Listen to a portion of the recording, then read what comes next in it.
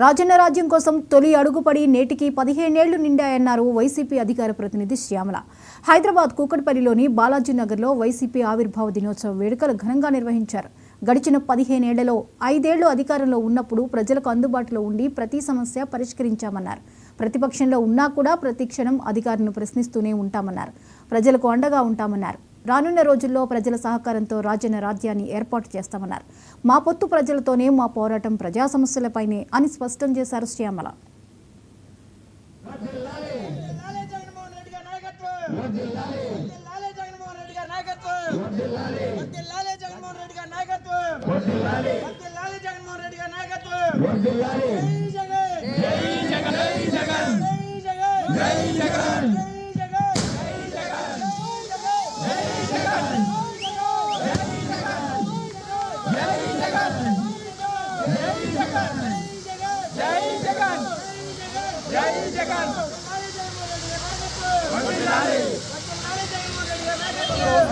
కూకట్పల్లిలోని బాలాజీ నగర్లో ice cream Venkatareddy గారు, రోస్రెడ్డి గారు, అలాగే వైఎస్ఆర్సీపీ ఐటీ వింగ్ కార్యకర్తలు వీళ్ళందరి మధ్యలో పార్టీ ఆవిర్భావ దినోత్సవ వేడుకలు వైఎస్ఆర్ గారి స్టాచ్యూ దగ్గర చాలా ఘనంగా నిర్వహించడం జరిగింది.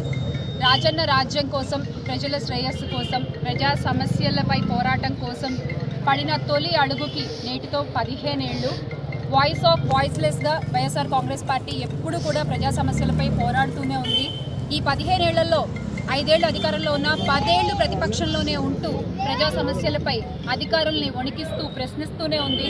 అదేవిధంగా ఈసారి కూడా కూటమి ప్రభుత్వంపై గొంతెత్తి మనం అడిగే ప్రశ్నలకి ఆ అధికారుల దగ్గర సమాధానాలు లేవు, దొరకట్లేదు. ఎన్ని అబద్ధపు ప్రచారాలు, ఎన్ని అబద్ధపు వాగ్దానాలు చేసి అధికారంలోకి వచ్చారో ఒక్కొక్కటి బయటపడుతూ ఉన్నాయి.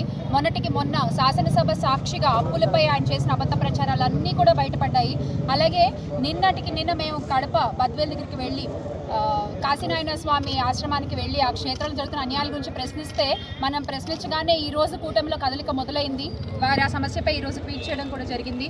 సో ఈ రకంగా ప్రతి చోట కూడా విద్యార్థులపై అయితేనేమి ఈరోజు ఈ ఆవిర్భావ దినోత్సవం ఒక ఎత్తు అయితే వైఎస్ఆర్ కాంగ్రెస్ పార్టీ చేపట్టిన యువత పోరు మరొక ఎత్తుగా ముందుకు సాగుతోంది.